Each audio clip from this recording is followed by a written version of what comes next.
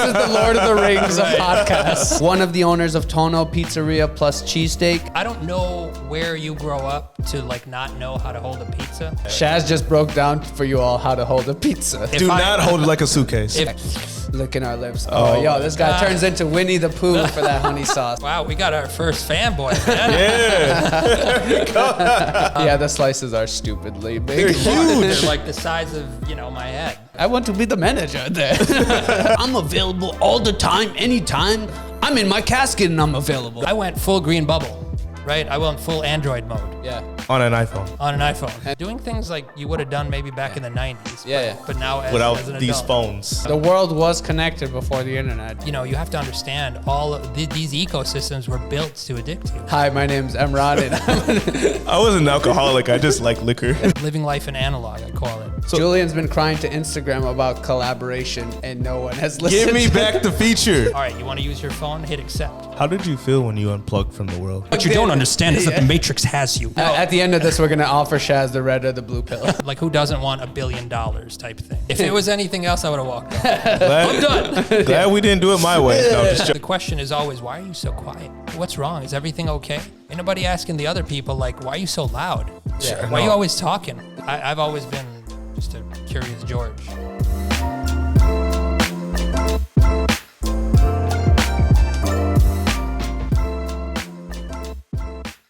Welcome everyone to episode 13 of Weekly Deposit. Let me start off by saying personally, this is the one guest I was looking forward to. An entrepreneur in every sense of the word, even if he doesn't believe it.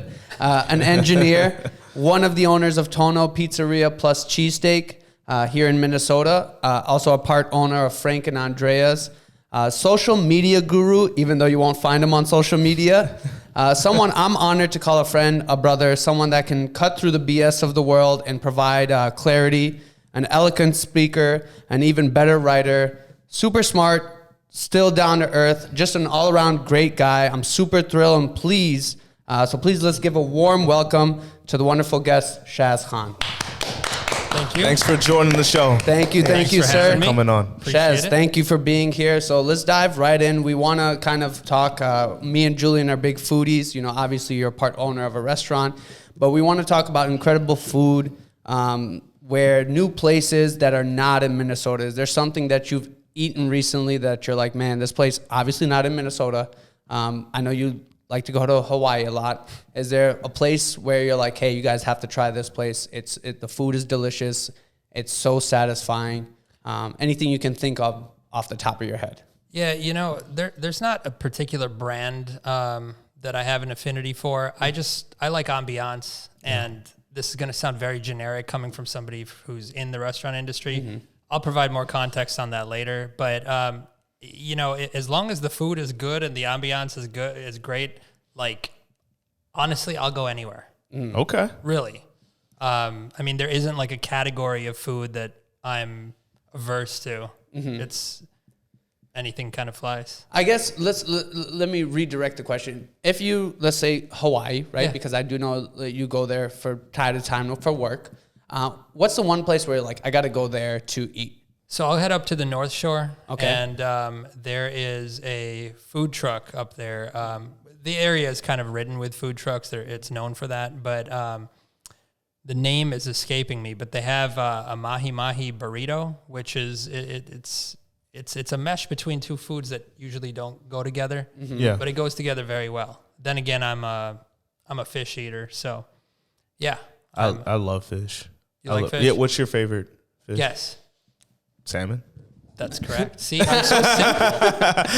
It's like the vanilla of fish. Hey, salmon's good, especially wild caught salmon. Yeah. It's delicious. You're not making me look very good. People are going to be like, Tono, we ain't going. We don't have fish pizza, I promise. Listen, we were talking about business highlights and we were talking about Tono earlier, and literally all three of us were just like licking our lips, especially Julian for the honey sauce. This guy turns into Winnie the Pooh for that honey sauce. I really do. That honey sauce, I don't know what's in it. It might be crack, but it's amazing. Like I go overboard with putting it on like the pizza, the cheesesteaks, all Do you of that. remember It's one really time- bad. It's really It's made bad. for. Do you remember the one time the DoorDasher didn't bring the honey I was sauce? pissed. And you were mad. No, I was legit mad. Yeah, legit That'll mad. do it, He's man. like, leave him a bad review. Yeah, I think I did leave a bad review. No, not for you guys, for the DoorDasher. no, I was like, how you gonna do me like No, that? no, for the No, DoorDasher, no. because we put in there, bring the honey sauce. in caps. I put it in caps. Wait, do you guys have 2 honey sauce or there's one? There's honey ranch and honey barbecue, I think. So, no, there's that spicy honey, the sweet spicy Hot honey. Hot honey. Yeah. Yeah, and I think he got confused because I think he brought the honey ranch. And that's not the one that Julian... No, that's not the one that I want. I want the spicy honey. Well, it was our fault because we should have been more specific. You know, in all fairness, we don't have that as an option on DoorDash, so you have to kind of like put it in your notes Yeah. because they're I free, did right? put it in the No, notes. I know, but I'm saying you're also expecting the driver to read. Yeah. That's not exactly the skill. But set. Reading is hard these days. But we put just honey. So, like, have this guy just bring Bro, us honey. you want to talk about DoorDash drivers, and I'm on the restaurant advisory council for DoorDash, so Okay. I don't know if this is going to get me kicked off, but one time when we were first opening Frank and Andrea's, right, we have these large 20-inch, 18-inch pies. Yeah, yep. Right, and a DoorDash driver came in, and back then we were brand new, and Yeah. if you know anything about me, like I'm like the back of the house, back side of the business, like, you know, behind a computer. Like you don't find me in the kitchen, and if you do, there's a problem, Yes. right? So back then, the only thing I could do was stand at the register, ring people up, and do the tech stuff, right? Yeah. So I'm doing that. DoorDash driver comes in. I'm like, well, who's the order for, right? Grab the order, put the box down, put it on the counter, turn around to grab something else, like napkins or something for him. Turn back around, he's walking out, and I'm like, my man, come back here. He's got, now, I don't know where you grow up to like not know how to hold a pizza. But there's only really one way intuitively to hold a pizza, right? The box is like this. It's shaped this way. It's holding You like hold a it briefcase? Correct. He flipped that thing around and like held it sideways. He held it sideways? Sideways, right. I'm Like a suitcase? I'm like, my dude, please come back, right? He put it back down. I'm like, open it, right? I'm trying to like walk him through what he just did to his customer. So he opens it, cheese is slid off, everything's like on one side. I'm like, what are you doing, man? So it takes all kinds, you know, and I've never seen anything like that before. Yeah. Shaz just broke down for you all how to hold a pizza. It's a not to. podcast If first. Do not hold it like a suitcase. If I please. ever see that, you will be on my blacklist. Yeah, for sure. I just want to see the person he delivered it to. No, we didn't let that. Okay. No, good. you can't. That's bad on the Because it business. wouldn't even go against the driver. It was like somehow come against back to you guys, which Yeah. is unfair. But Yeah, you know. I mean, that's, you know, and I'm sure we'll get to this later too. Yeah. Generally, people aren't perceptive of what's really happening around them, right? Yeah. All they know is, I want food, I get food, who do I blame for food, right? Right. So they're not like looking at all the mechanics and the logistics in between of who's involved, right? They see the name, that's it. You're to blame, right? Yeah, that's true. That's true. I want food right now. But anyway, okay. I So want some Tono right now. yeah, exactly. I could have brought some and Yeah, come on, Jay. You should have brought some. It's okay. It's okay. I didn't We're want to gonna make go. it a messy podcast. We're gonna go Oh, yeah, to that's we're true, gonna go to the business highlight, and we'll have Tone make us a couple. Yeah. So That's even better. That's Yep. perfect. yeah, exactly. Right. You don't want Shaz making them. Yeah, correct. Just Shaz, at the point of sale, the POS. Pretty much it. No, so you are part owner, of Tono Pizzeria plus Cheesesteaks, which has 5 locations now throughout the Soon to the be metro? 6, yeah. Soon to be 6. Wow. Where's the 6 opening?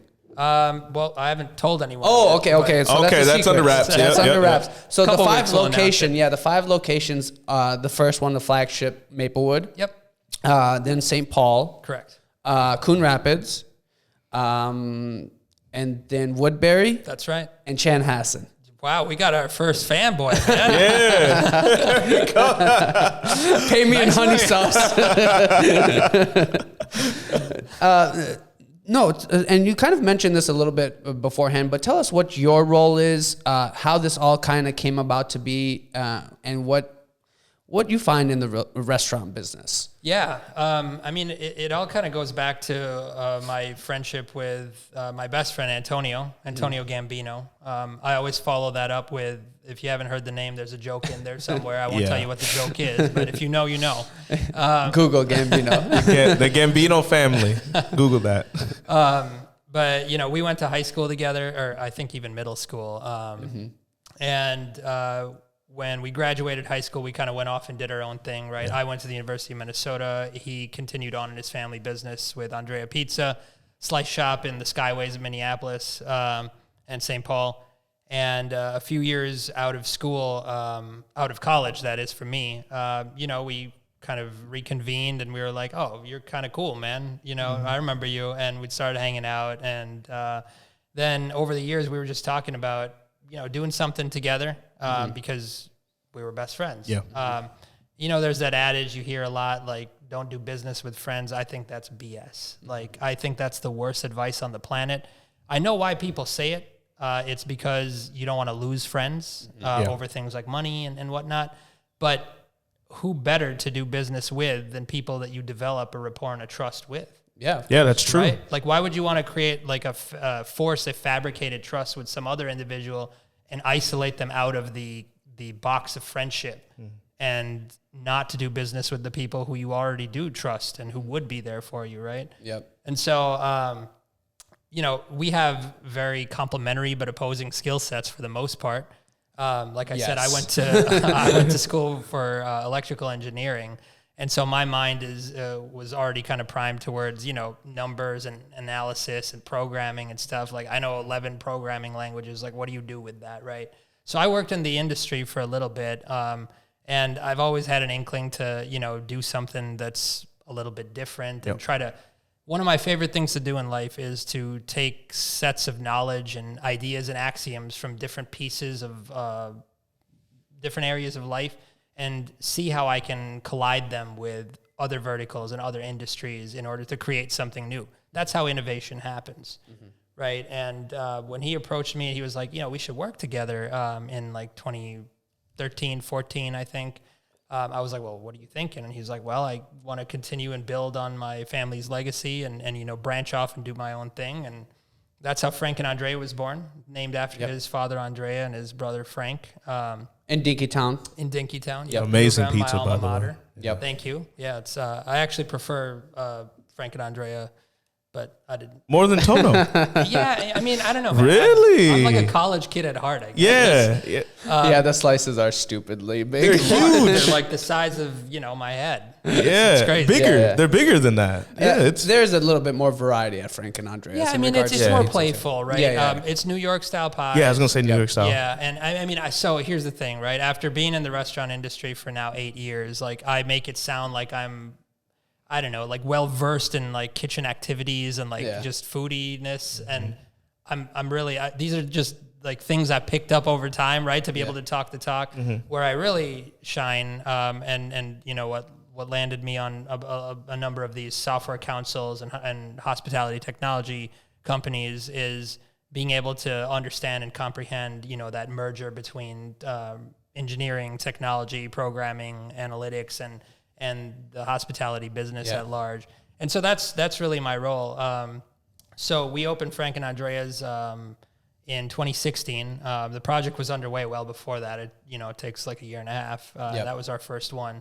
So we found a prime spot in Dinkytown, and we've been open ever since. Been almost 8 years now, continuing to grow, and want to keep growing on other campuses across the nation. So that's the plan, that you guys are want to, you know, go to Chicago or just wherever. I mean, the big D1, Big D1 10. school. Yeah, Big 10. Yeah, Okay. Yeah. So we do by the slice because of the size of the slices, right? And you can imagine there's a huge attraction for late night crowds, especially college aged. Yep. And you know, we just give the people what they want. So you place yourself in the right place, and we want, the whole intent there with that brand was to up the ante on campus food, or the idea of campus food, right? Like, again, I'm not, you know, by trade originally like a foodie, but I know what campus food tastes like. When you hear the term, you know what it means, right? Yep. And so, there was a prominent slice place in Dinkytown. And I remember going there when I was in college, and I just remember, again, the quality, the price of the food, you know what you're walking into. We wanted to change that. Yeah. So we brought, what people like really identified as quality, from the legacy and the historical recipes of Antonio's family. I mean, those recipes go back like over 84 years. Okay. Yeah. And, that there's something to be said about that.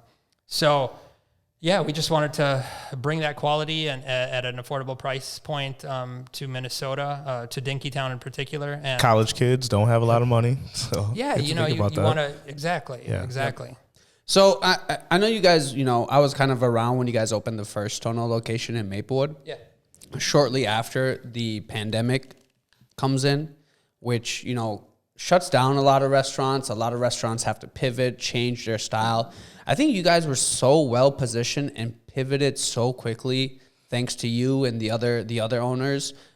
What advice would you have for other restaurant owners who are going through quote unquote tough times? I know the pandemic's a little bit over now, but if something else strikes again or something else closes, what's that way where they can still get their food out quickly, safely to people? Is there some tip you have for restaurant owners? Yeah, so, I mean, you said something there, and it was to make sure that they can get their food out quickly and safely. And I think that, that premise is already operating on the assumption that a thing that could happen is like a health hazard, like, the entire COVID thing that happened. But there's so much else that could go wrong, right? It's business, right? Yeah, And not only that, it's a business of service. And so you never really know what's around the corner, right? And because of that, I mean, our kind of philosophy is just always be learning and always be on the edge, on the cutting edge of what's next. So even if things are going great, you're not trying to like constantly outdo yourself because you're paranoid that someone else is going to, take market share. Yeah. But you're doing it because you want to better your product. And in the process, you're learning. And even if you don't achieve that right away, that learning process is going to position you with so much knowledge and so much, contact with the others in your community that if and when something sporadic, random, unforeseen does happen, you just have more tools in your tool chest to react to what's occurring. And so in the case of the pandemic, or I should say in the case of the mandates that stemmed from the pandemic, the realization across the industry that a mobile experience, a takeout experience, a digital experience was of paramount importance, it just, rose to the top. Because I remember it's not that long ago, 5 years ago, how many places were doing online ordering? Some, maybe some, not a lot. Not a lot, right? Yeah. And that's crazy to think about because high-speed internet became a thing mainstream 20-something years ago. And yet just 5 years ago, it was kind of hit or miss who's doing online ordering. And even if it was there, it was kind of choppy and, only prime brands were doing it. Mom and pop places or smaller businesses weren't really, they weren't doing it. They didn't have the infrastructure, the knowledge, the tools. It wasn't widely available. And so making sure that, being a tech enthusiast and being surrounded by people like that who want to, do things innovatively for the sake of providing a better experience for the customer allowed us to kind of do things like that. Maybe not as good as some of the major brands out there that have thousands of locations. Well, I was going to say, sorry to interject, I was going to say, honestly, Tono ordering is one of the best and easiest ways because there's a lot of times where I don't like certain things and I can ask for it off. Yeah. There's a lot of times I go through the same system that Tono has. What is it? Toast, yes. And I can't hey, I don't want bacon on this, or I don't want onions on this, or this and that. And it's I have to call the place and hey, I just put in this order, but I don't want this on there. And that's exactly right? So Toast is a platform that it's a point of sale platform, right? And they also offer an online ordering kind of module, if you will, right? And there's a number of different products out there that will allow a restaurant to perform online ordering now more than ever, right? Like I was saying, 5 years ago, you couldn't barely find an option. In fact, when we opened Dinkytown, Frank and Andrea, it was hard to come by But it was because we were starting to do that, and we kind of recognized, what worked, what didn't work, what we wanted it to look like and not to look like, that when that moment occurred where, okay, you can only do takeout, like we were right there already on people's phones, in their feeds, on their, Instagram reels, on their Snapchat, and getting people's attention in the places that they're already at in order to give them the most fluid, seamless, and effortless ordering experience. But with Toast, you can design your menu. And one thing that we were like very adamant about was, okay, whatever the ingredients are on each of these items on the menu, we want people to have the ability to remove each and every one of them, just as an option, because it's just more of a frictionless experience, right? Yes. If you have to call in order to remove a thing, like that's another 10 minutes of your time and 10 minutes of their time. Yes. They don't want to deal with it, and you hate dealing with it. Yes. The whole point of me going through the online is so I don't have to talk to someone. Correct, right. Yep. Do you like using Toast and DoorDash and Uber Eats and all those guys? Because I see a lot of small businesses or small restaurants that absolutely hate DoorDash, and they can't, but they need to use it to stay alive. Yeah, the necessary evil thing. Yeah. You're never going to be, I don't want to sound like a pessimist, but the reality is you've got a $1 billion beast out there, right? In the case of like DoorDash, right? I love Toast, first of all. I'm not just saying that because I'm on their advisory board or anything, but I'm on there because I enjoy the product, right? And I think they're doing all the right things, right? It's very rare for a software company and a service-based business to react as quickly as they have to releasing like different features and products. And now like you knew the name, you know what I mean? Like who would have thought that you'd know the name of a point of sale system? Yeah, right? I actually use Toast, so. Yeah, right? Yeah. So very familiar with the product. Yeah, like that's awesome.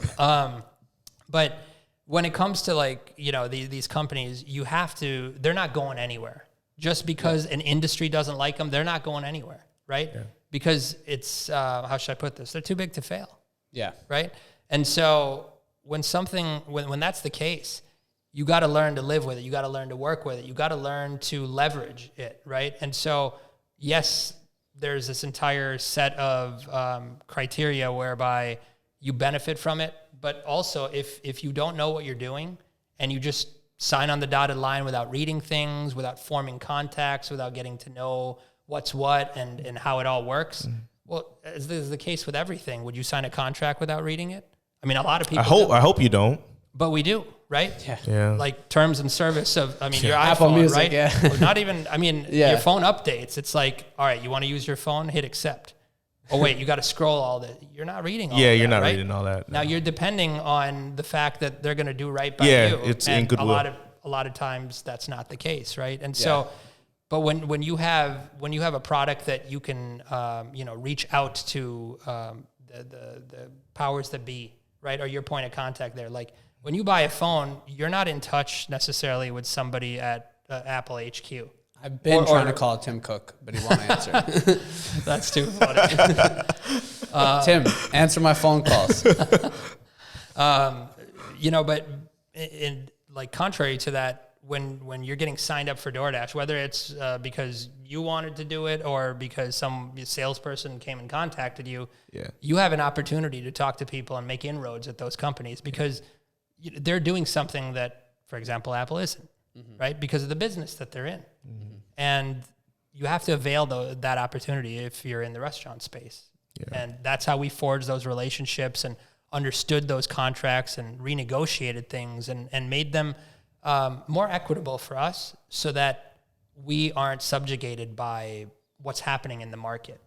You know what I mean? It's like anything. You can't go through the front door. Yeah. Like you have to find a third door. You have to. If you go, no matter what the product or service is out there, no matter what business you're in, no matter what you do for a living, if you need to get something done and you need another person or a company to do it, and they're known for giving people a hard time or they're just hard to get to, if you go through what they say the front door is, you're going to be standing in line like a bozo, like everybody else. Yeah. This all reminds me of Comcast, and I hate that. but I'm saying, right? Yeah. Like I know it sounds silly, but like if you're cousin worked at Comcast, do you think you'd be having the problems that you're having at Comcast? And if you were, would you be experiencing the same level of lack of support? I'm assuming, you know what I mean? Yeah. I mean, depends on his position. Right? Correct. Yeah, and that's what I meant. Yep. No, I don't. You would, think so. right? No. If your brother was the VP, like you ain't got problems anymore. No, right? you don't. And the sad reality is that like that is the case. That's how that's how the economy operates. Yes. And so without being a bad person and stepping on people and cutting, stabbing people in the back to get what you want, like how do you go about making yourself valuable enough, either by noise or by virtue, in order to get the attention of somebody of some kind of influence in order to make your value known, not just to get what you want. Because if you cry, no matter how loud you cry, give me this, give me that, no one's going to listen to you, ain't right? gonna happen. Right. So Julian's been crying to Instagram about collaboration, and no one has listened. Give me back the feature, Instagram.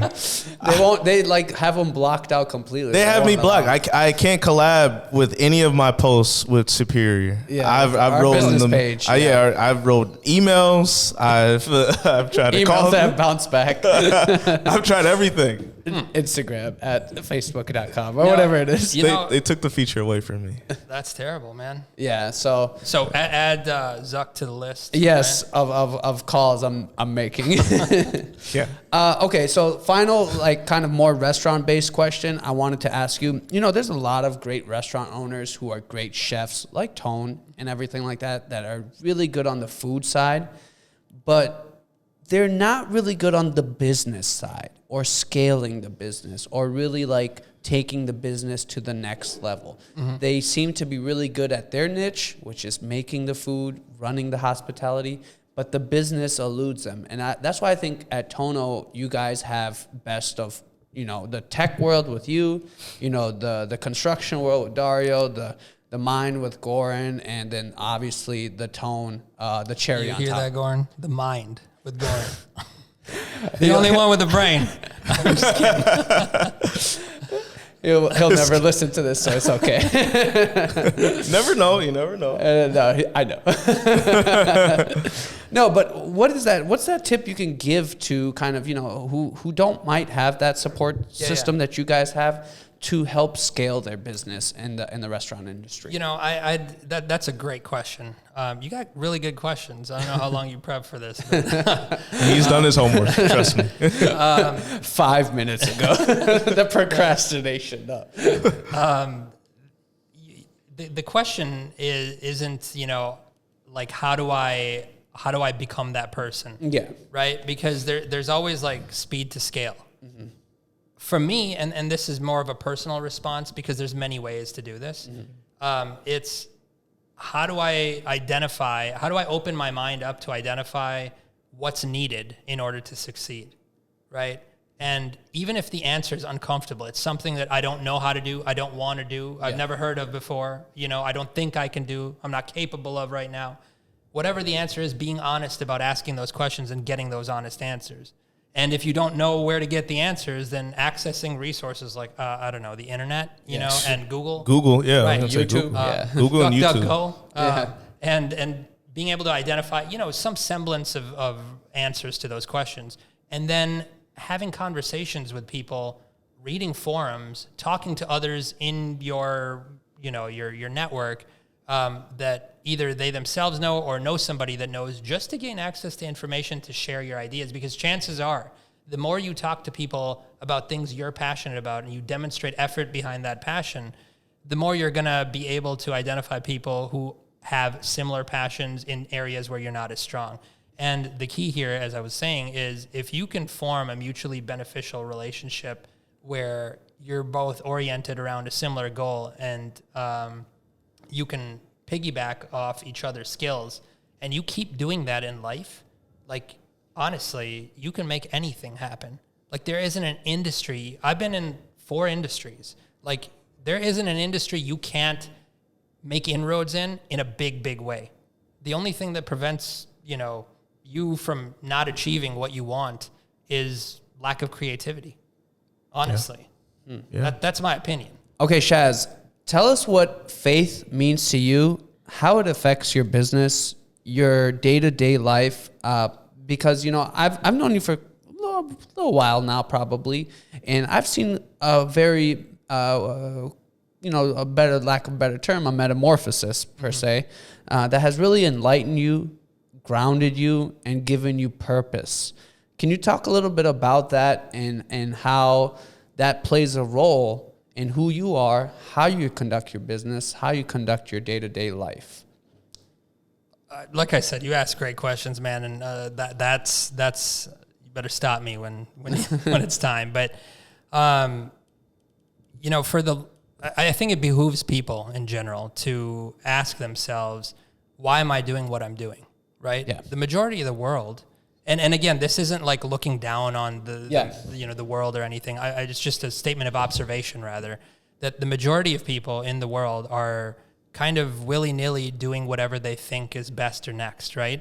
And what we refer to as success and failure is nothing more than our perception of, our putting ourselves in other people's shoes and would we be happy or not. That's what we define as success. The grass greener on the other side. Yeah, and like who doesn't want $1 billion type thing, right?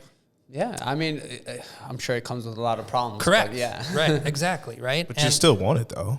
Exactly. Right. And so no one's going to say no to that question unless they've thought. Right. And that's the whole thing is what are you thinking of? How are you thinking? Yeah. Right. And the most important, I guess, piece of your own life that question applies to is your motivations.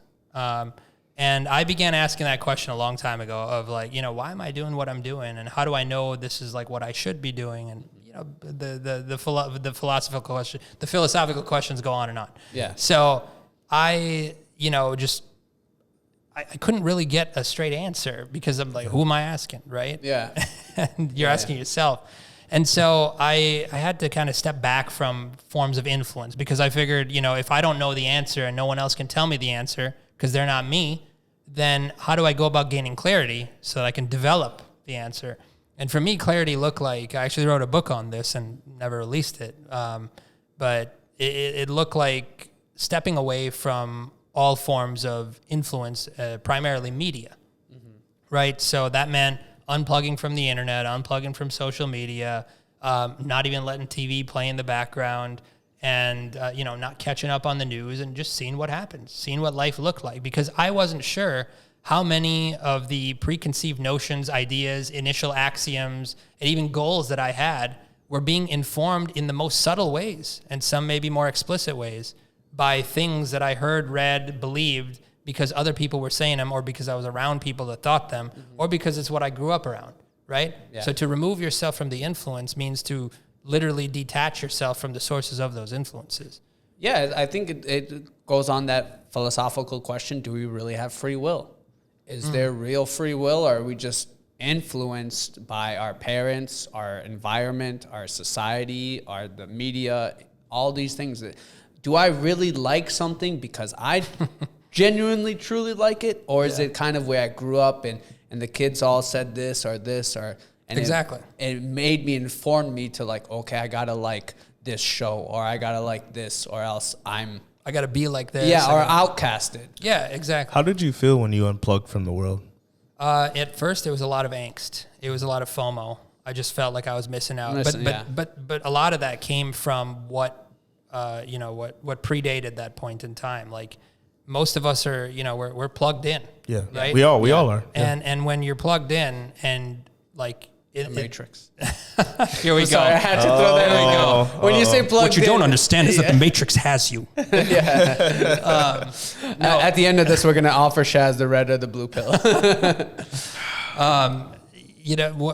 What we're engaged in a lot of times is, filling those empty spaces in our day with scrolling and liking and sharing and consuming most of all. Yeah. Right. And because you're so preconditioned to that, the lack thereof feels like a void.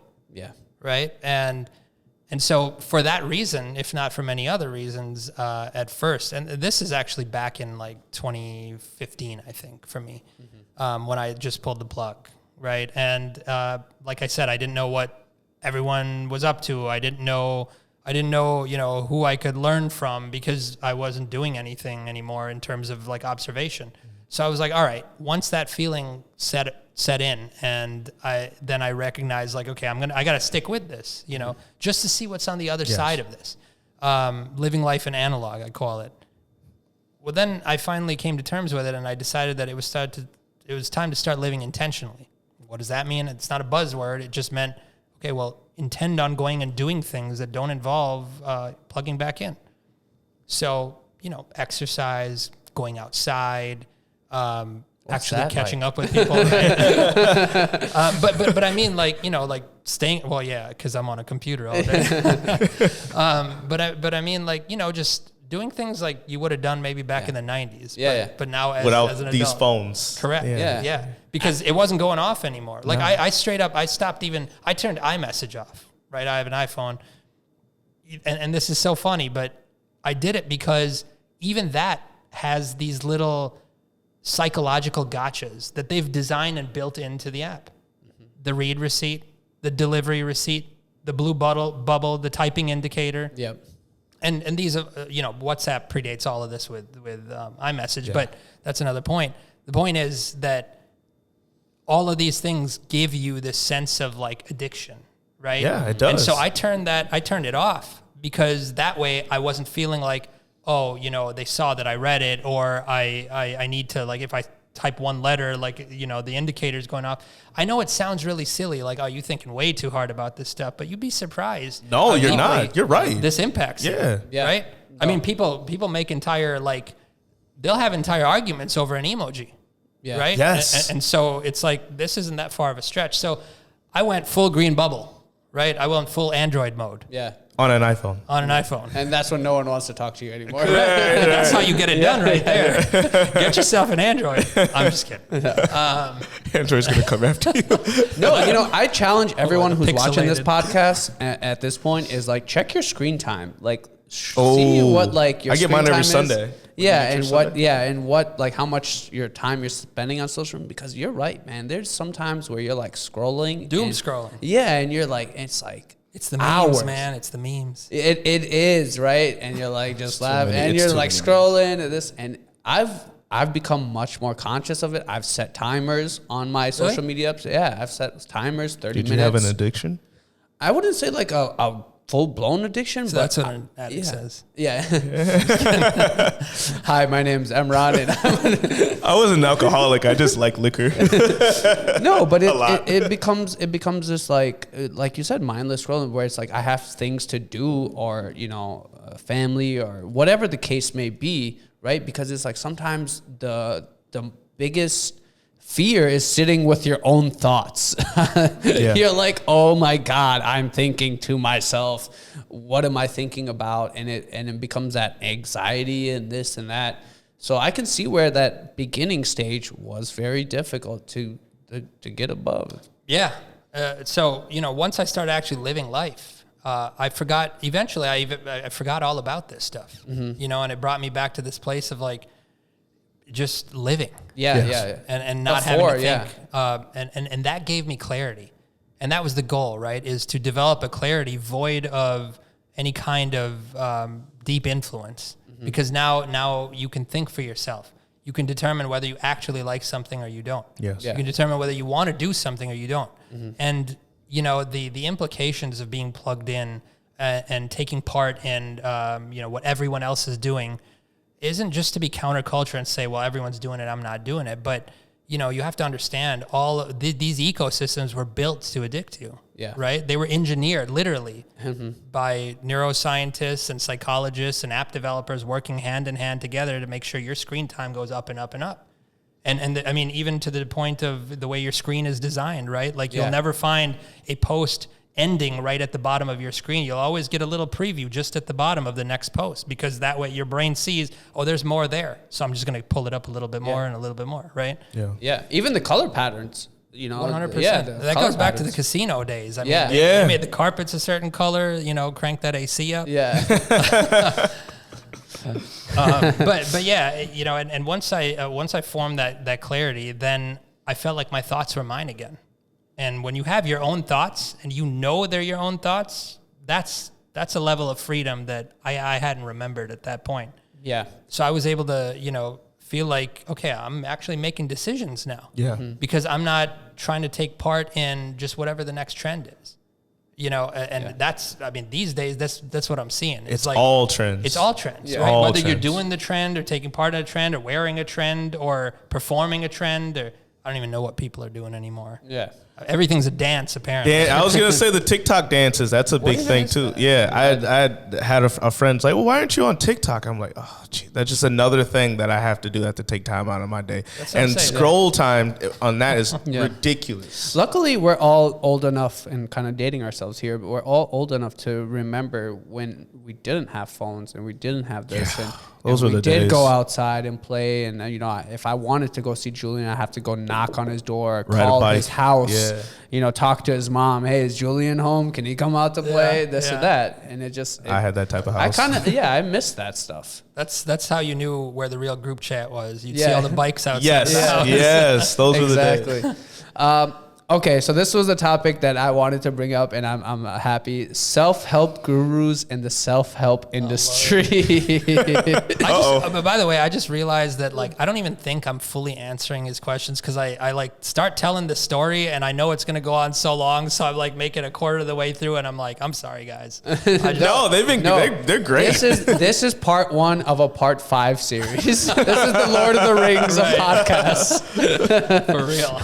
He will be back. We are like 10 steps to Mordor right now. No, so I was really looking forward to this one because as someone who's walked away from social media, like you mentioned, you had a platform with tens of millions of views, tens of thousands of readers, listeners, which is super tough to walk away from, right? Because there's that ego, that thing that feeds you, right? And you get so many fake, flashy lifestyle people claiming to help people, but they're in it for their own ego and gratification. But that's not to count out that there is genuine people out there that are helping. I guess my question for all of this is, what's your take on this new age self-help, quote unquote, gurus or industry? And how can someone do it this sincere and genuine way where there is people who want to? And is that where it's like, hey, I'm going to do it the genuine way, but it's not a social media thing. I'm going to do it off. Or is there any way to be genuine on social media? That's a series of great questions. I want to start answering that by saying I'm really glad you didn't introduce me by talking about all of those things that might come off as bullet points of an introduction on how to introduce somebody. Yeah. I think the introduction for me was better that you're a good person. You're down. That to me, those titles to me mean more than this person has 10 million views. Yeah, and right. That to me is like, hey, Doesn't matter. This is a person you can genuinely talk to who can, clarity and stuff like that. So that's why I kind of went with that intro. No, instead of I appreciate this guy. If it was anything else, I would have walked off. Well, we would have got a lot of views for that. I'm done. Glad we didn't do it my way. No, I'm just joking. There's always going to be, like I said, when you're plugged in, you don't even know that you're being impacted necessarily. Even if your intentions are good. They say, you came in to change the system changed you. You've heard this in law and other places. And it stands true with, social media as well. You can never be too careful. You always have to check your intentions. And that's really where they got us. I sound like a conspiracy theorist. The man. Behind the curtain. But because you can never be assured that your intentions are pure. You can be assured that you're a good person, perhaps, and that you're being genuine, but you don't know if you're being pure because you've been tainted by the idea that success and therefore performance and therefore helping others is completely parallel and synchronous with gaining more platform, right? And that was something that happened to me, right? I just started posting ideas of mine online and, through perhaps the eloquence of speech, people found themselves gravitating towards my content, eventually evolving my content from writing to narrations and videos and podcasts. And suddenly there was an audience there, right? And for somebody who grew up teased and feeling smaller than they were, this was an opportunity for me to be like, yeah, I'm the man. Now what? And I think this is they call it the hero's journey, they call it. And everyone, I shouldn't say everybody, but it's seen as praiseworthy to pursue the hero's journey. But what is praiseworthy in there? That, you are no longer the thing that people thought you were? Well, who cares what they thought to begin with, right? That never defined you to begin with. The mistake is that you believed that was a thing. And you spent so long trying to grow out of something that you never were, right? You were always yourself. And so if you're trying to help people, and if you're trying to, if you have a skill of self-development or of motivation, and you want to share that with people, you can do that in your everyday life. Yeah. Honestly. And that's the best way to do it, is live your message.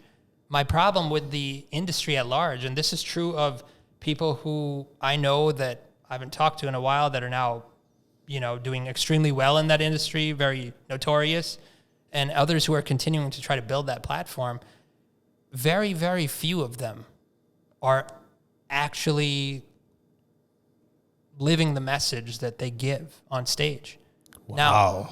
Now, I don't want to drop names, but that's the way it is. And I felt like I was muddled up in that, in that state as well. Cause I didn't know who I was anymore. I'm like, really? Like, this is how it is? Like, that's not you. Right. It's like this two-faced thing going on, and people don't want to admit it. They don't want to talk about it. You very rarely will you hear this about, some of the most noteworthy people in that industry, because they're giving great messages, but offline, they're just not, they're not, I don't want to say they're not who they say they are, because I don't know their heart, but it's certainly not coming off that way. And I didn't want to be associated with that. In fact, I felt two-faced. So that's one of the many reasons I just kind of turned it all off, right? The imposter syndrome. Yeah. Exactly. And I got, at my scale, which wasn't even like, global or anything, I got like hate mail for it, because what I realized is that the reason the motivation industry feels so good, and I mean feels so good, not is good, but that's a separate thing, right? Why it feels so good is because when you motivate somebody else, when you make them feel positive, you feel positive in return, right? And if you don't pay attention to why you're doing what you're doing, again, the why, you could be doing it because it's making you feel good. And now you're going to say and do anything in order to feel good.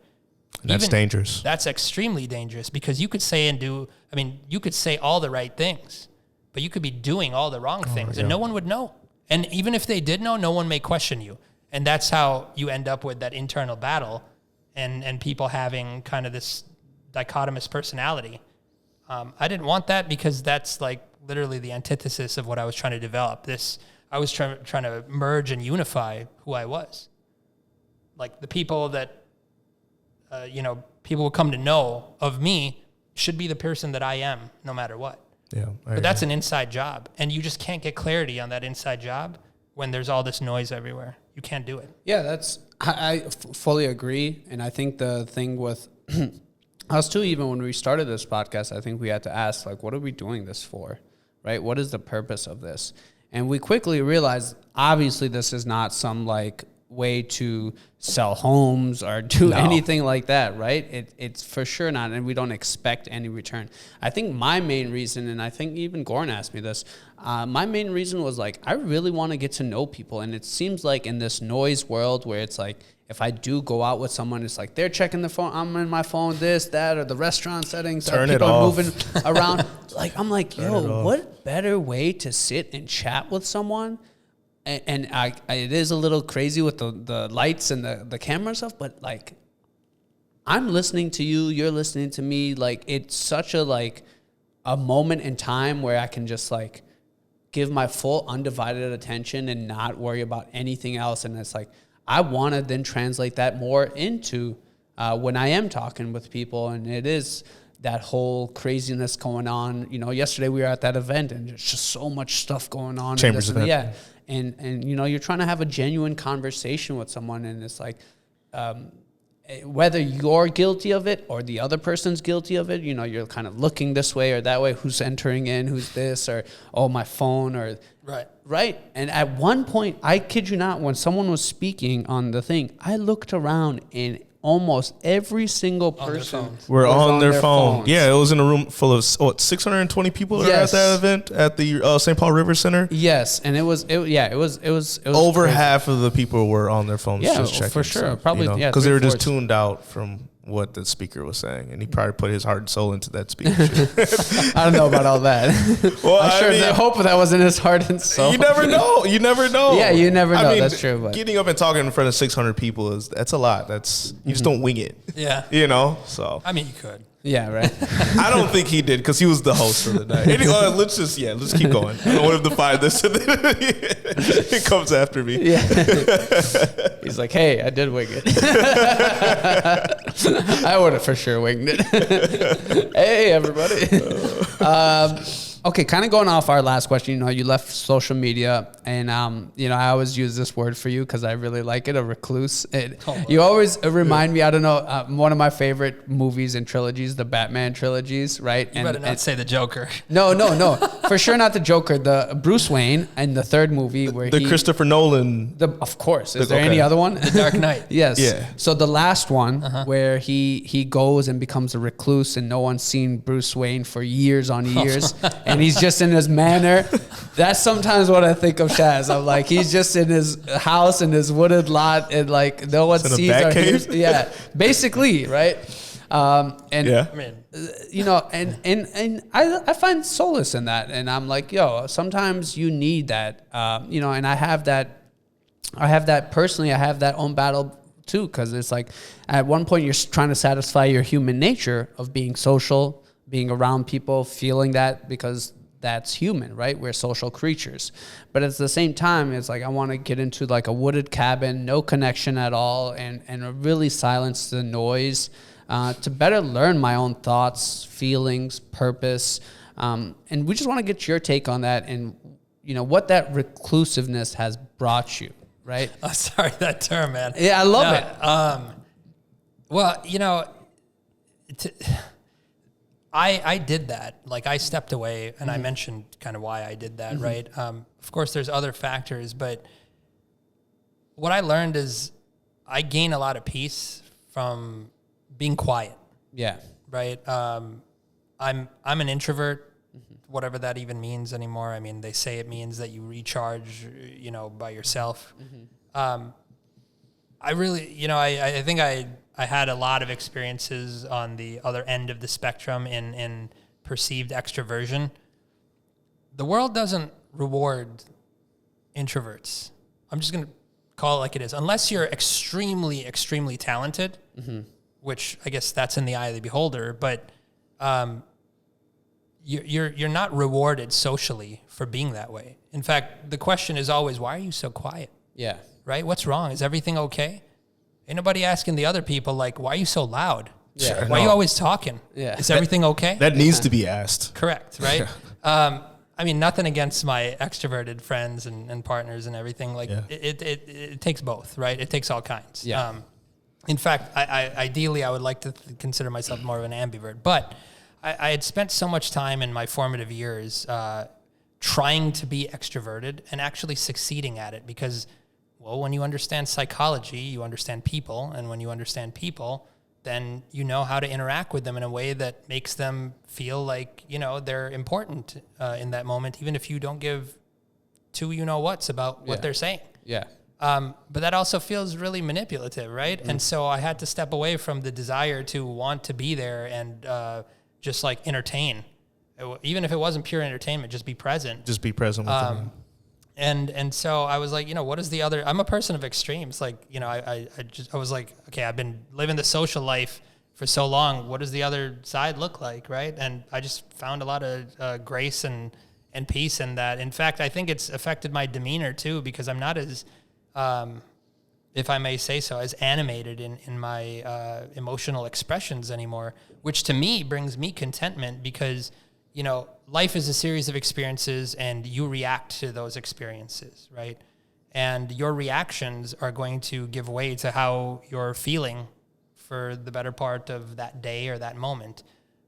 Those reactions are going to be positive or negative. They're going to range on the scale from euphoria to absolute, nearing depression or sadness, right? And if I can get more moments in the middle, well, that's contentment, right? I'm not trying to live a euphoric life all the time. A, that's not sustainable. Yep. B, it gives you zero appreciation for the lows or the highs, right? And so to get to that middle ground, I've just had to do a lot of self-reflection in terms of, okay, what is it that I heard or felt that's making me be this way? And really putting a lot of thought into what I'm about to say before I say it. Which a lot of people need to do. I really appreciate that trait because it gives pause and it demonstrates that I'm thinking, and I'm actively participating in this idea versus I have an idea and therefore it's worth coming out, right? I don't know. There's something about, I think society at large, we are, especially in the modern era, not to sound like a traditionalist, but we suffer from the idea that just because I think it or feel it means it's true. That's not. No, it's not. Not right? at all. Your feelings aren't you. Your thoughts aren't you. These are things that just pass by. And if you make the mistake of making them you, you're going to end up living a very tumultuous life because you're going to have a lot of ups and a lot of downs. And some people call that a great life lived, right? To me, that's chaotic. But that's my nature, and I want to escape chaos. My goal is to, have as little chaos as possible, and where I know and can expect chaos, I'm trying to manage that, whether it's business or friendship or family or whatever, right? Yeah. But then again, I'm not big on surprises and stuff, and so I think that's part of the self-protective mechanism where I'm constantly analyzing everything, right? And I wouldn't, not necessarily overthinking, but like taking consideration of what could be and what might be, right? And pondering over it, because that's just less surprises for me. Yeah. There isn't an outcome that would be like, oh my God, how, where, when, that doesn't happen. Yeah, I always find it funny because it's like, the biggest punishment in like, quote unquote, a jail or prison is solitude. Solitary, yeah. You're going to the hole. Yeah, you're going to sit by yourself and not do anything, even though you're probably not friends with any of these people in the prison. So it's like, Why are you sending me to prison, man? Yeah. Well, no, I'm just saying because it's like that is like a quote unquote punishment. I'm like, okay, well, yeah. If you don't go out and socialize with people and you stay home, they think that you're in your prison at your house. Yeah. But hear me out, right? Like just to be clear for the record, like I like solitude, but that doesn't mean that I'm forcing myself to like stay away from people. Yes. No, not celibate from social. Like that. I think it's mindless social. Like you said, sometimes you're like, I could care less small talk, about. Yeah. Like I I don't care for small talk.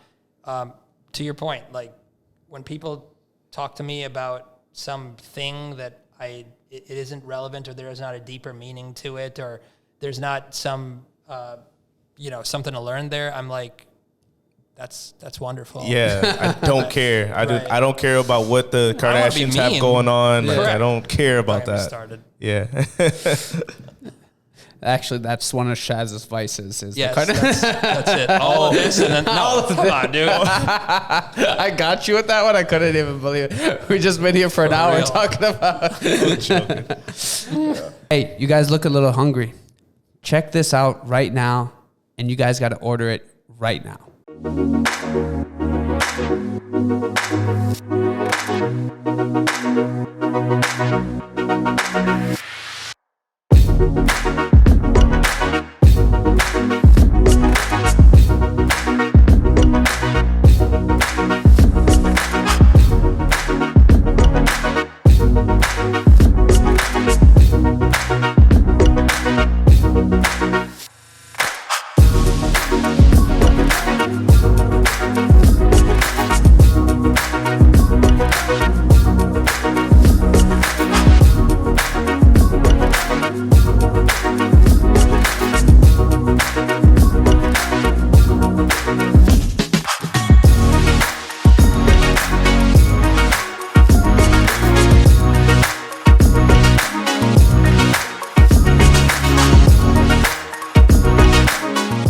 Shaz, Tell us a little bit about your upbringing. You know, we're always curious to know our guests' lives before all the titles, the accolades, who they become later. Because whether the past was a good one or a bad one, it still shapes you. And just kind of piggybacking off of Julian's favorite question to ask our guests is, if you could tell your past self something, what would that be? Really good question. Which part do you want an answer to first? Whatever part you want to kind of break down. Yeah. You know, I think Who you are, your the past. upbringing brings us to the ultimately the question or the tip or advice you give your past self. Yeah.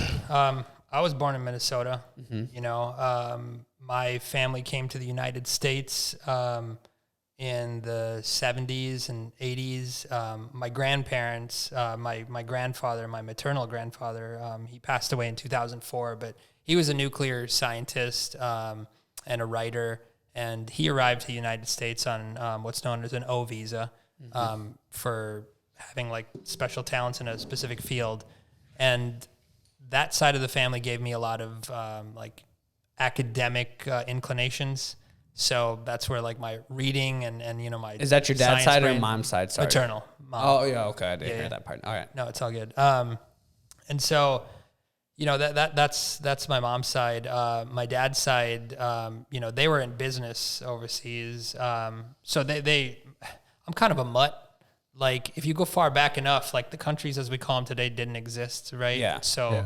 but I think there's Pakistan, there's India, there's Iran, there's Turkey, and then somehow I went on 23andMe and I got like third cousins. First of all, I had to look up what a third cousin is, but they're like in Israel. I'm like, What? how? Oh, Yeah, I don't know yeah, how. I never heard of that. How? Yeah. And The world was connected before the internet, just saying. So, but yeah, that's I would highly recommend those genetic sites, regardless of their data privacy. Okay. But yeah, so my dad, when he got to the U.S., he joined the United States Army, and so he was traveling quite a bit when I was a kid, and that left me with you know, my mom and her family, and so like I said, a lot of my tendencies and inclinations, and even those that I've kind of self-reflected on and had to determine, like, is this what I want to do and be, came from there, right? Like, and you know how it is, right? Like when people come from economic insecurity in pursuit of economic security, this is the land of opportunity, right? A certain mindset develops on how you achieve that, because you don't know what you don't know, and you only know what you do know, which is kind of paradoxical, because now that's what you teach. That's what you teach your kids. And even if you don't explicitly teach them that, this is what they pick up from the way that you are as a parent or as a family member or an elder in the family. kids learn from actions much more. Yeah. Absolutely, right? And so the entire narrative for me, and I think that this is true for many people, especially with, you know, an immigrant background, was, you know, you go to school, you get a job, then you get a house, and then you know, et cetera, et cetera, et cetera. Yeah. And it was never put like that, but it was kind of like this underlying understanding. Yes. Right. And me being somebody that always not just questioned the status quo, but wanted to determine why something was true, why everyone was doing, like, anytime I see everyone doing the same thing, like, it's all good that that's what I kind of derived from my family. But when I started to notice that like an overwhelming majority of people were like this, I started to ask the question that I think everyone should ask, no matter what it is. And that's, what's everybody doing right now? Well, why is this happening? Right. And that kind of gave me the put the question in my mind of like, is there another way? Right. What does that even look like? And for me, that was entrepreneurship, like trying to do something for yourself, not because of all of the actual benefits and hard work that comes from it, or trying to escape the matrix or the system or anything, right?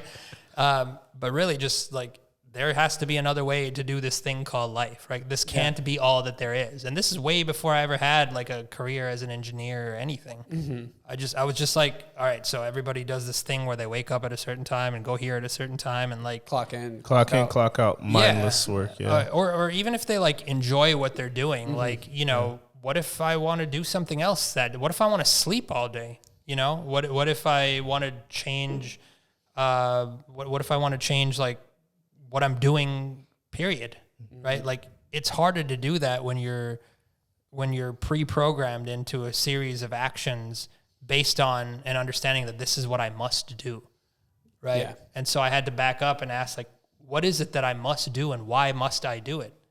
And to answer to kind of allude to your prior question, the only thing that stands true for me is faith. Mm-hmm. That's the only thing that I must, and that's a whole nother discussion as to the must portion of it, right? Mm-hmm. But everything else is human opinion. Everything else is public psychology. Everything else is culture and family and tradition and respect and dignity.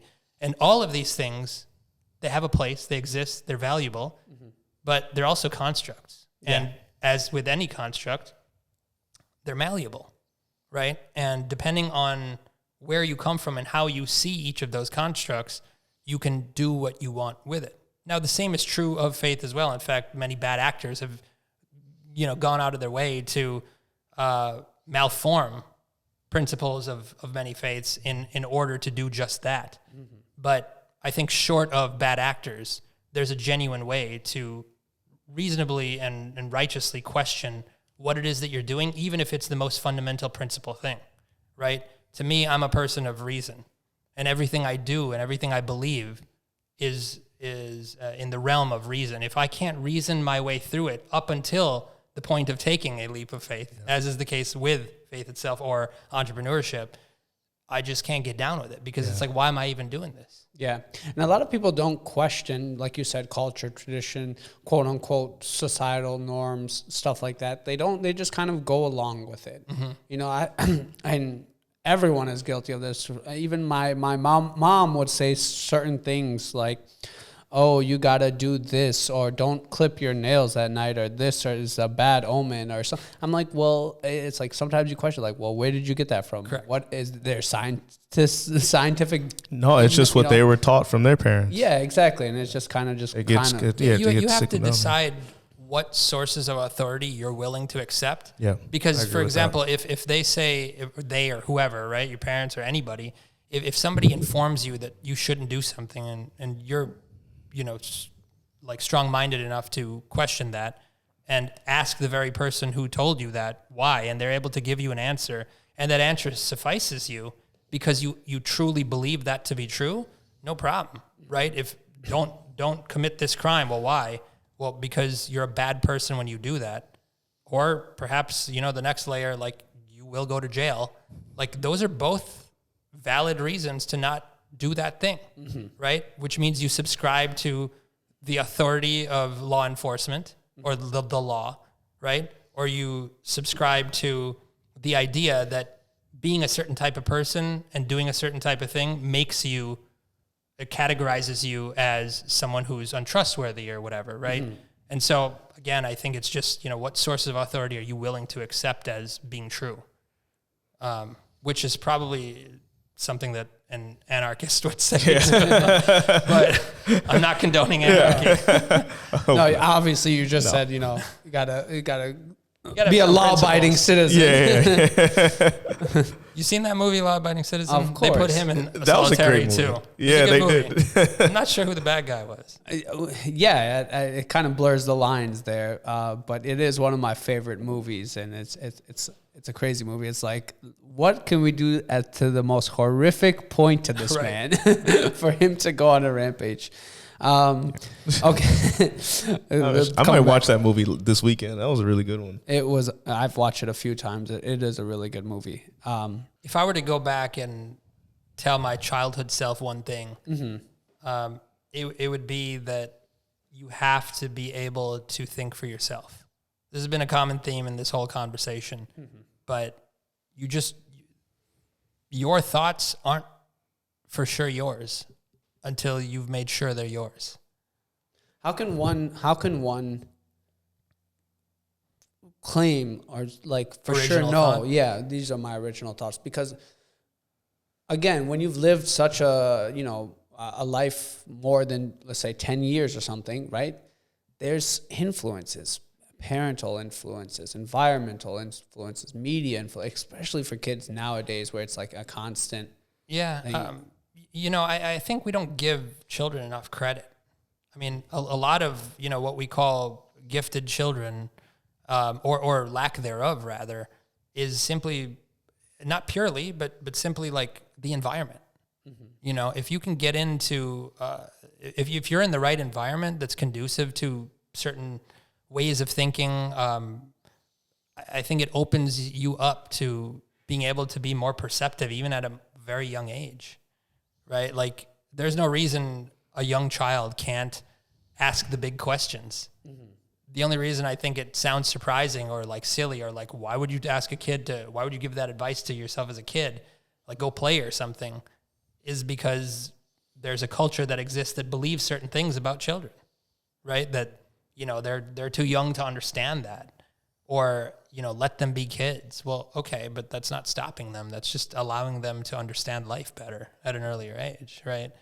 That's why I would give myself that advice, because I've always been just a curious George, to reference one of my favorite cartoons. You really ate yourself there, Shaz. But no, I think that's a good thing. I think parents limit their kids. Maybe because they don't know how to give the great advice either to them. They don't know what to do. They don't know how to go about that, especially, with how you talk to your kid, how I talk to mine, or whatever. Like, maybe they just don't know. Yeah. Have you ever thought about that too? Yeah, absolutely. I mean, there's no playbook to parenting. No, there's not. There's no instruction manual. Like, you don't know what you're doing. But the key here is, if you're not careful, you're just perpetuating what was taught to you. Yeah. Right. Or what you picked up. Yeah. And that's the default behavior that everyone does, right? Yep. They do this in relationships. We do this in jobs. Mm-hmm. We do this in parenting. Like, you're a culmination of the ideas and the behaviors that were around you that formed your own, and that you're kind of stereotyping yourself into.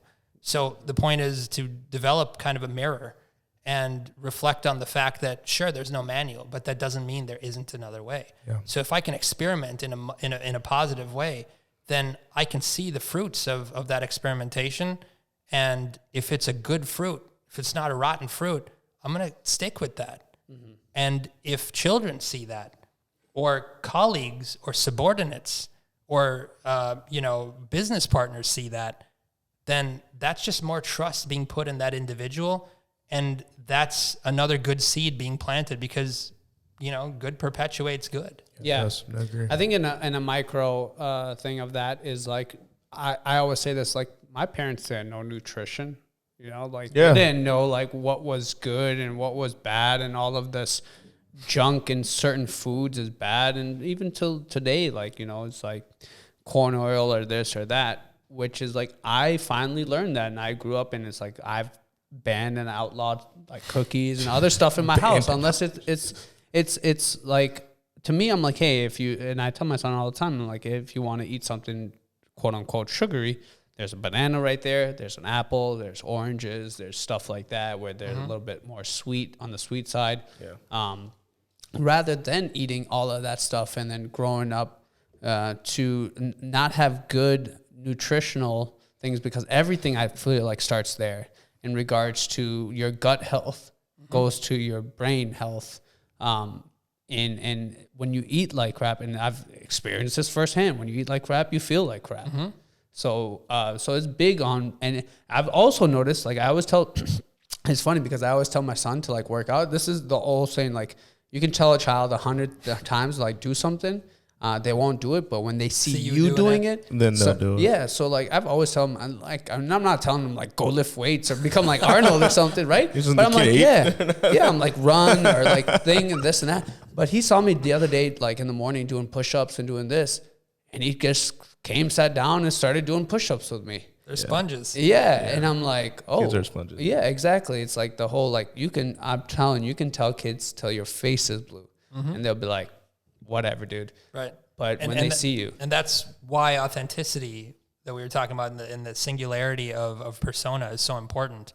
Because if your own children see you saying one thing and doing another, what do you think they're going to look at? Yeah. You know what I mean? Yeah. Like, nobody's going to listen. Yeah. No. The next thing I'm working on is less phone, more books and stuff like that. So I like it. What about audiobooks?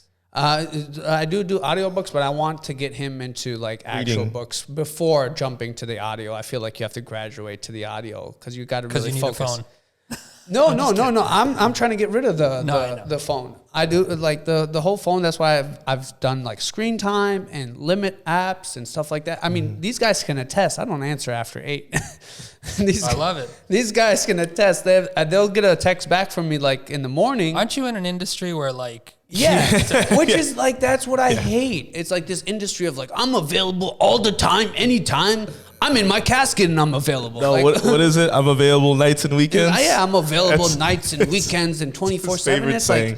like, why? Like, it's like, listen, like what possibly could be such a cause for commotion where it's like, I can't respond in the morning. It's like 8, 9 p.m. at night. And it's like, I want to spend time with my family. Now, again, there is things that do come up. I'm not going to say I completely disregard everything. I'm sure there's a handful of clients. Yeah, there's a handful of clients or emergencies or things where it's like, I know like, okay, tonight they're going to contact me wanting to write an offer or this or that. Yeah. So obviously I keep it. But, you know, no offense, Julian or Alec or someone, if they hit me up, I'm sure it's a great idea they have or something like that. Hey, tomorrow morning, let's do that idea. Let's execute on it and everything like that. I think I'm such a big component on like getting a good night's rest to be ready for tomorrow. To be present. Tackle. Yeah. Yeah. Because if you don't have enough hours of sleep, you're not present at all. So I'm big on that. So kind of going off the whole parent theme, you know, I met your dad a couple of years ago for the first time. And I'll be honest, I was a bit shocked because both of you seem very different on the face of it, right? But after reflecting, I do see a lot of his traits in you. You know, you said he's a military man. You know, most military men are men of discipline, men of structure, men of order. You know, he has a very no BS attitude, which I admire in this new world, you know, this new digital age world where quote unquote, you know, masculinity is considered either toxic or harmful or, you know, so what's your take on the male role in society and families and communities? Because I think it's such an important role to have that figure where there is disciplinary, there is structure, there is order, you know, and it might seem at the time like sometimes when I'm tough with my kid, and I tell him, no, he can't have the cookies or this or that. At that time, he's like, oh, I hate you, daddy. You know, but hopefully later on he comes to see where I was coming from. Yeah, I mean, we're in a day and an age and a space now where to have opinions on something as simple and historical as gender roles seems to possibly also be offensive. Yeah, that's a big thing right now. I know. Huge. Right. I saw this video. I'm sorry, you guys. I saw this video today of this guy asking his fiance or soon to be fiance to ask her to marry him, but she asked him to record him asking her dad for his blessings and stuff. And like people in the comments, like, how dare he ask her dad? Blah blah blah. Patriarchy is alive. alive. Like where cat? I'm like, so like, I don't have the term for what this is, but it's a thing, right? Where there's a trend, right? And people inclined to follow it because everyone's doing it. Many are. And that trend is simply nothing other than a manifestation of we need to undo the old way because there's now a new way, right? And I can respect innovation. I get that, right? But when you do it on everything, about things that never needed it. Innovation, yeah. And it's not so much that you've tried a thing. It's that, okay, you tried it and it didn't stick, but now you're forcing it, right? And to me, that's disingenuous now because this is no longer genuine innovation. This is an attempt to outdo and undo what was in order to bring something else just for the sake that wasn't mine, this is, right? There's probably many questions I would have for somebody who's perpetuating those ideas, because I want to understand, why is this important? Where did you get this idea? And how do you know that this is any more true than the thing that you're trying to undo, right? But anyway, I digress. Yeah. I don't know. To me, it's like the whole saying, if it's not broken, why try to fix it? Yeah. I just don't get it. There's a lot of things, and it's like studies have been done. Well, I mean, not just studies. It's like when I look at history, I mean, and this is one thing that society at large, especially like groups of people, just we consistently fail to do, and that's learn from history, right? Yeah. We see this on the geopolitical sphere. We see it in business, and really every vertical. And so if I look historically, I see that whether a person likes it or not, that there are attributes that are generally seen as masculine. There are attributes that are generally seen as feminine. Those attributes are carried by a certain quality of people who have certain roles, and those roles have led them to achieve and be able to achieve certain things. And perhaps people don't like those classifications, and in order to break a ceiling that isn't there, they want to kind of mix it all up and say anybody can do anything, which isn't a bad statement in and of itself, but it doesn't require the deconstruction of every institution that ever was on the grounds of, innovation. Quality. Yeah. Or just, doing it better. Not just because it's new doesn't mean it's better, right? And the problem is there's always something new. That's my problem, is that there's always something new. There's always something new. Like, this is not, everything's just a trend. Can I just stick to something that not just feels for the sake of my emotions as traditional, but actually has historical value because it's lasted? Can I stick to that? Or must I be demonized for being traditional in that particular sense? Yeah, it's a weird time because, like you said, this new thing hasn't even been tested or this or that. We don't know the end results of this new thing, right? We don't know if it is. The problem is it doesn't matter what the results are, because the institutions that propagate the newness never stick around long enough for the outcome to be witnessed, tested in a scientific fashion. Yeah. If it doesn't feel like it's working, we're just on to the next new thing. Yeah. Right? And I mean, look at the last 20 years in any capacity. In digital behaviors, in what app is hot, in what people are doing, in what's considered trendy, in what's considered empathic, in how to demonstrate empathy, in how to be a good parent. There is a course on everything about how the old way is wrong and the new way is right, right? And that's just patently not true all the time. It can be true. And in fact, back when mass media and the traversion of information wasn't as fast, that was an innovative edge. Like, hey, everyone's been doing it this way. Let's try it this way. That was actually innovative. Yep. But now it's happening with everything and anybody at all costs. So it's not worth anything anymore. Why should I believe it? Yeah. And then there's just that outrage community that just outraged about every single little silly thing. And it's, which is why self-reflection is important, because if you can control your emotional response to something that someone says and you don't like it, you can actually continue to live in a content. Continue to scroll or not comment or this or that. It's just keep it pushing. It's not even worth it to. You gotta do it. Yeah. Yeah, but a lot of people don't. So yeah, no, they don't. Okay. Last question in our trilogy of series here of podcast. Last question. What's some advice you can share with our listeners and viewers? I remember when I asked you to do this podcast, I mentioned that maybe somewhere out there, there's a kid like you or like me who's a little lost in purpose or is trying to find their way. What's something you could bestow upon them that would, hopefully shed some light in this so-called journey of life? Asking the important questions. I'm just here. I don't know. Perhaps somebody finds value in something I'm saying or would say, but I'm trying to think of the most grand and general way to put this to be most applicable. But continuing to be curious is very important. Yeah. right? Like staying curious. Maybe that's Steve Jobs. I don't know. It sounds like something he would have said. We'll get you a turtleneck for the next one. Oh, I have plenty. But you know, continuing to ask questions is just it's so important. Because if you don't ask, you'll end up doing something that someone told you to do. And because you never asked, you'll never determine if that was the best for you. And you'll never even determine if that was effective. And I think one of the largest tragedies that can occur in the ongoing life of a human being is to not ask questions and ask at the very end and be like, that could have been different.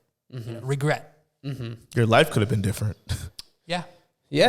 I think, you know, kind of, again, going back to what we were saying, to me, it's like, you know, think for yourself and everything. I know when you're a kid, you know, it's really tough because you want to assimilate, you want to be quote unquote, you know, friends and this and that.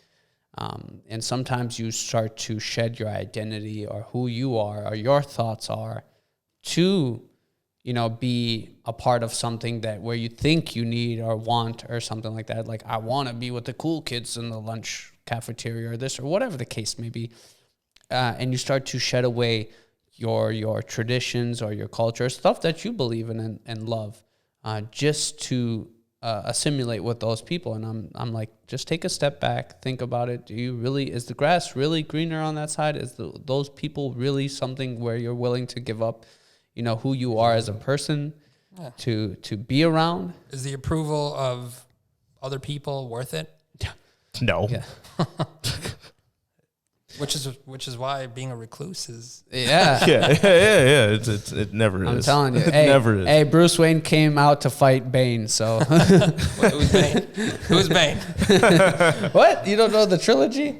No, I mean here. Yeah, here. Oh, who Batman is. Oh, this guy. Oh, yeah. No, He you brings guys- his mask out. Yeah. No. I'm Alpha. Bane is actually my favorite character in that whole Well, there series. you go. I love Bane. Really? No psychoanalysis there. Yeah. No, I just like his character. That's all. He was pretty cool. No, he was. You know, I'm a big Alfred guy. I like Alfred. He's just coasting through. Alfred, what? Yeah, see? You've been liking them side characters. Right, the side character. Like, what? I'm the guy who plays the video games and loves the side missions. Go grab a berry from this guy over here. Okay, Shaz, thank you so much for your time. We know how valuable it is. We're eternally grateful for you to come here today. Thank you for speaking with us, our viewers, our listeners. We really enjoyed this podcast. We hope you come back in the future. Inshallah, Tonos will be everywhere globally. When I go to Dubai, I will see a Tono. That's Habibi, literally, come to Dubai. yes, that's literally what I'm waiting for, because I know Gordon planted that in my head one day, and I was like, I want to be the manager there. No, we pray for your continued success and above all your health and the health of your family. I know when you're back, you'll be wiser than ever. So we're really looking forward to that. And everyone, please subscribe, comment what you took away from this wonderful and insightful podcast. We'd love to hear from you. Thanks, everyone. And we'll be back for episode 14. Thank you for having me. Thanks, See ya. guys. Thank you.